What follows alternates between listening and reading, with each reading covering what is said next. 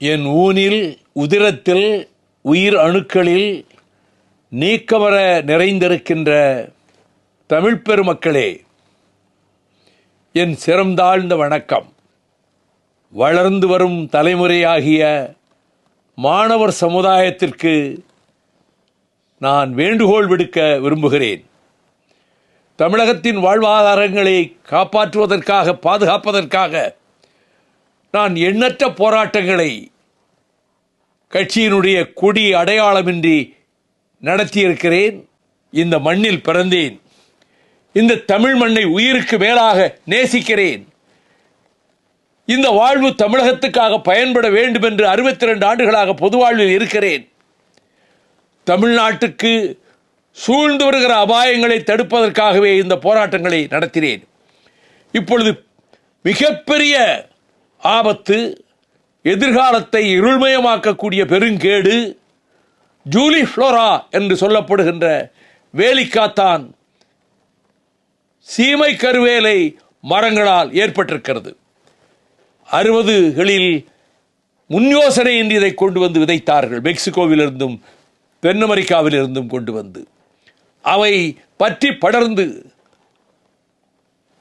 காற்று மண்டலத்தில் இருக்கக்கூடிய பிராணவாயை முழுமையாக உறிஞ்சிக் கொண்டு கார்பன் டை ஆக்சைடு, கரிமல வாயுவை உமிழ்ந்து மற்ற வேளாண்மை பயிர்களெல்லாம் வளர முடியாமல் நாசமாக்கி, அந்த வேலிக்காத்தான் மரம் கிளைகளில் பறவைகள் கூடு கட்டாது, ஆடு மாடுகள் அதன் நிழலிலே போய் நிற்காது, அப்படி நின்றால் அது சிறை பிடிக்காது. அந்த வேலிக்காத்தானுடைய ஆபத்து எப்படி என்றால், 50 அடி 100 அடி ஆழத்துக்கு கூட வேர்கள் உள்ளே பாயும். 6 மாதம் 1 வருடத்துக்கு ஒரு சொட்டு தண்ணீர் இல்லாமலே அவை ஜீவிக்கும். ஆனால் மற்ற வேளாண்மை பயிர்கள் அனைத்தும் வேளாண்மை அழிந்துவிடக்கூடிய ஆபத்து தான் இந்த ஜூலி ஃப்ளோராவில் ஏற்பட்டிருக்கிறது என்பதை தடுப்பதற்காகவே நான் 2015ஆம் ஆண்டில் சென்னை உயர்நீதிமன்ற மதுரை கிளையிலே ரிட் மனு தாக்கல் செய்து பல அமர்வுகளிலே வாதாடி, நீதியரசர் செல்வம் போன்றவர்கள் அதிலே கவலையோடு அதற்கான தீர்ப்பை வழங்கிய போது, அத்தனை நீதி அரசர்களும் மாவட்ட ஆட்சித் தலைவர்களும் வழக்கறிஞர்களும் அனைத்து தரப்பினரும், விவசாயிகளும் மாணவர்களும் அனைவருமே அதில் ஈடுபட வேண்டும் என்று சொல்லிவிட்டு என்னை பார்த்து, நீங்களும் உங்களுடைய இயக்க தோழர்களும் நேரடியாக இதிலே ஈடுபடுங்கள் என்று சொன்னார். நான் அதன்படி செய்தேன். ஏனென்றால் இந்த வேலிக்காத்தான் மரத்தை வெட்டினால் அது மீண்டும் 15 நாட்களில் துளிர்த்துவிடும். அதனுடைய வேரோடு பிடுங்கி எறிந்தால்தான் திரும்ப அது வராமல் தடுக்க முடியும். கேரளத்திலே ஒரு வேலிக்காத்தான் மரத்தை பார்க்க முடியாது. அவர்கள் அவ்வளவு எச்சரிக்கையோடு அது தொடக்க காலத்தில் அதில் கவனமாக இருக்கிறார்கள். ஆனால் தமிழகம் முழுவதுமே இன்றைக்கு அடர்ந்திருக்கிறது. ஏறத்தாழ 11 ஆண்டுகளாக நீதிமன்றத்திலே போராடி வந்திருக்கிறேன். நான் வேண்டுகோள் விடுக்கிறேன்.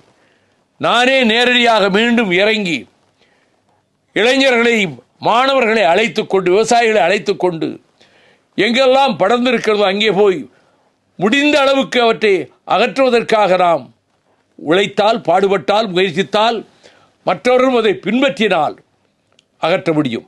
மாணவர் சமுதாயம், நான் அரசியலுக்கு அழைக்கவில்லை, கட்சிகளுக்கு அழைக்கவில்லை. மாணவர் சமுதாயம், உங்கள் தலைமுறை, வருங்கால தலைமுறையை பாதுகாப்பதற்கு விடுமுறை காலம் வருகிறதா? நீங்கள் இந்த பணியிலே உங்களை ஈடுபடுத்திக் கொள்ளுங்கள். உங்கள் சகோதரனாக, இந்த தமிழ்நாட்டினுடைய ஊழியக்காரனாக நான் உங்களை வேண்டுகிறேன். நீங்கள் அனைவரும் இந்த விடுமுறை காலத்தை பொழுதுபோக்குக்கோ, சுற்றுப்பயணத்துக்கோ, ஓய்வெடுப்பதற்கோ பயன்படுத்தாமல் தமிழ்நாட்டின் எதிர்காலத்தை பாதுகாப்பதற்கு, வேளாண்மையை பாதுகாப்பதற்கு, சுற்றுச்சூழலை பாதுகாப்பதற்கு உங்களை நீங்களே அர்ப்பணித்து இதிலே ஈடுபடுத்திக் கொண்டால் அது தமிழகத்தினுடைய எதிர்காலத்துக்கு ஒளிமயமான ஒரு சூழலை உருவாக்கி தரும் என்பதால் உங்களை அன்போடு, உரிமையோடு மீண்டும் ஒருமுறை சொல்லுகிறேன். இந்த தமிழ்நாட்டினுடைய ஒரு வேலைக்காரனாக, காவல்காரனாக, ஊழியக்காரனாக நான் உங்களை வேண்டுகிறேன். இதிலே உங்களை நீங்களே ஈடுபடுத்திக் கொள்ள வேண்டும் மாணவ செல்வங்களே என கேட்டுக்கொள்கிறேன். மிக்க நன்றி. வணக்கம் தம்பிமார்களே.